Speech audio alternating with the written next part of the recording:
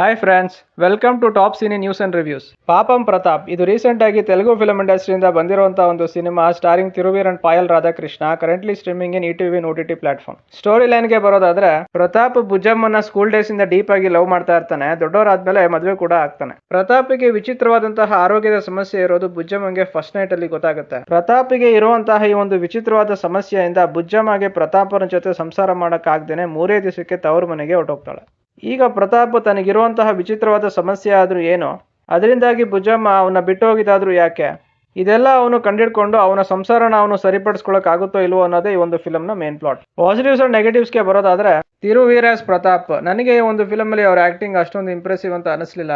ಕೆಲವೊಂದು ಸೀನ್ಸ್ ಅಲ್ಲಿ ನಡೀತಾ ಇರೋಂತಹ ಸಿಚುಯೇಷನ್ಗೂ ಅವ್ರು ಕೊಡ್ತಾ ಇರೋಂತಹ ಎಕ್ಸ್ಪ್ರೆಷನ್ಸ್ ಒಂದಕ್ಕೊಂದು ಸಿಂಕ್ ಆಗೋದಿಲ್ಲ. ಇನ್ನು ಕೆಲವು ಸೀನ್ಸ್ ಅಲ್ಲಿ ಅವ್ರ ಆಕ್ಟಿಂಗ್ ಸ್ವಲ್ಪ ಓವರ್ ಅಂತ ಅನಿಸುತ್ತೆ. ಪಾಯಲ್ ರಾಧಾಕೃಷ್ಣ ಆಸ್ ಬುಜ್ಜಮ್ಮ ಅವ್ರಿಗೆ ಕೊಟ್ಟಿರುವಂತಹ ರೋಲ್ ನ ಅವರು 100% ಜಸ್ಟಿಫೈ ಮಾಡಿದ್ದಾರೆ ಅಂತ ನನ್ಗನ್ಸ್ತು. ಅಜಯ್ ಘೋಷ್ ಆಸ್ ಪ್ರತಾಪ್ಸ್ ಫಾದರ್ ಅವರ ಆಕ್ಟಿಂಗ್ ಫಸ್ಟ್ ಹಾಫ್ ಅಲ್ಲಿ ಡೀಸೆಂಟ್ ಆಗಿ ಬಂದಿದೆ. ಸೆಕೆಂಡ್ ಹಾಫ್ ಅಲ್ಲಿ ಅವ್ರು ಆಕ್ಟ್ ಮಾಡಿರುವಂತಹ ಪೋರ್ಷನ್ಸ್, ಬಾಡಿ ಲ್ಯಾಂಗ್ವೇಜ್, ಎಕ್ಸ್ಪ್ರೆಷನ್ಸ್ ಎಲ್ಲ ಸ್ವಲ್ಪ ಓವರ್ ಆಕ್ಟಿಂಗ್ ಅಂತ ಅನ್ಸುತ್ತೆ. ರಾಶಿ ಆಸ್ ಪ್ರತಾಪ್ಸ್ ಮದರ್ ಅವರ ಆಕ್ಟಿಂಗ್ ಈ ಒಂದು ಫಿಲಮ್ ಅಲ್ಲಿ ಸೆಟಲ್ಡ್ ಆಗಿ ಬಂದಿದೆ. ಆದ್ರೆ ಡೈರೆಕ್ಟರ್ ಅವರ ಕ್ಯಾರೆಕ್ಟರ್ ಗೆ ತುಂಬಾ ಕಮ್ಮಿ ಸೀನ್ಸ್ ಕೊಟ್ಟಿದ್ದಾರೆ ಅಂತ ನನಗನ್ಸ್ತು. ಒಂದು ಲೆಕ್ಕಕ್ಕೆ ಡಮ್ಮಿ ಆಗಿ ಮಾಡ್ಬಿಟ್ಟಿದ್ದಾರೆ ಆ ಒಂದು ಕ್ಯಾರೆಕ್ಟರ್ ನ.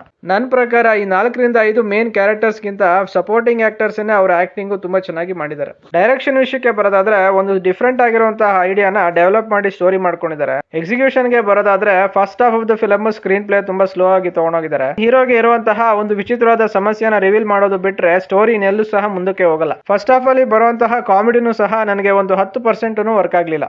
ಸೆಕೆಂಡ್ ಹಾಫ್ ಅಲ್ಲಿ ಆದ್ರೂ ಏನೋ ಇಂಟ್ರೆಸ್ಟಿಂಗ್ ಆಗಿ ಮಾಡಿರ್ಬೋದು.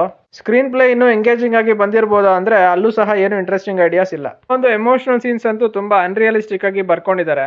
ಆಕ್ಟಿಂಗ್ ವೈಸು ತೀರಾ ಓವರ್ ಆಗಿ ಬಂದಿದೆ ಅಂತ ಅನಿಸ್ತು. ಎಸ್ಪೆಷಲಿ ಹೀರೋ ಫಾದರ್, ಮಗ ಮತ್ತೆ ಸೊಸೆ ಈ 3 ಜನರ ಮಧ್ಯೆ ನಡೆಯುವಂತಹ ಎಮೋಷನಲ್ ಫೇಸ್ ಆಫ್ ಸೀನ್ಸ್ ನನಗೆ ಎಮೋಷನ್ಸ್ ಗಿನ ಜಾಸ್ತಿ ಕಾಮಿಡಿ ಆಗಿ ಬಂದಿದೆ ಅಂತ ಅನಿಸ್ತು. ಡೈರೆಕ್ಟರ್ಗೆ ಯಾವ ಕ್ಯಾರೆಕ್ಟರ್ ಮೇಲೆ ಯಾವ ಎಮೋಷನ್ಸ್ ನ ಪ್ಲೇ ಮಾಡಬೇಕು ಅನ್ನೋದೇ ಒಂದು ಕ್ಲಾರಿಟಿ ಇದ್ದಂಗೆ ಕಾಣಿಸ್ತಾ ಇಲ್ಲ. ಇನ್ನು ಸ್ಕ್ರೀನ್ ಪ್ಲೇ ಅಲ್ಲಿ ಕ್ವಾಲಿಟಿ ಔಟ್ಪುಟ್ ಎಕ್ಸ್ಪೆಕ್ಟ್ ಮಾಡೋದು ದೂರದ ಮಾತಾಯ್ತು. ಟ್ರೈನ್ ಹೋದ್ಮೇಲೆ ಟಿಕೆಟ್ ತಗೊಂಡ್ರು ಅಂದಂಗೆ ಡೈರೆಕ್ಟರ್ ಫಸ್ಟ್ ಇಂದ ಲಾಸ್ಟ್ ತನಕ ತುಂಬಾ ಫ್ಲಾಟ್ ಆಗಿ ಸ್ಕ್ರೀನ್ ಪ್ಲೇ ತಗೊಂಡೋಗಿ ಲಾಸ್ಟ್ 20 ಮಿನಿಟ್ಸ್ ಇದೆ ಅನ್ನೋವಾಗ ಸ್ಕ್ರೀನ್ ಪ್ಲೇ ಬೆಟರ್ ಆಗಿ ಬಂದಿದೆ. ಕಾಮಿಡಿ ಮತ್ತೆ ಎಮೋಷನ್ಸ್ ಆ ಲಾಸ್ಟ್ 20 ಮಿನಿಟ್ಸ್ ಅಲ್ಲಿ ನನಗೆ ವರ್ಕ್ ಆಯ್ತು. ಐಡಿಯಾ ಅಷ್ಟೊಂದು ಸ್ಟ್ರಾಂಗ್ ಅಲ್ಲದೆ ಹೋದ್ರೂ ಸ್ವಲ್ಪ ಡಿಫ್ರೆಂಟ್ ಆಗಿ ಚೂಸ್ ಮಾಡ್ಕೊಂಡಿದ್ರು. ಆದ್ರೆ ಈ ಒಂದು ಫಿಲಮ್ ಗೆ ಸ್ಕ್ರೀನ್ ಪ್ಲೇನೆ ಮೇಜರ್ ಲೆಟ್ ಡೌನ್ ಆಗಿದೆ. ಓವರ್ ಆಲ್ ಆಗಿ ನನಗೆ ಈ ಒಂದು ಫಿಲಮ್ ಸ್ಯಾಟಿಸ್ಫ್ಯಾಕ್ಷನ್ ಕೊಡ್ಲಿಲ್ಲ.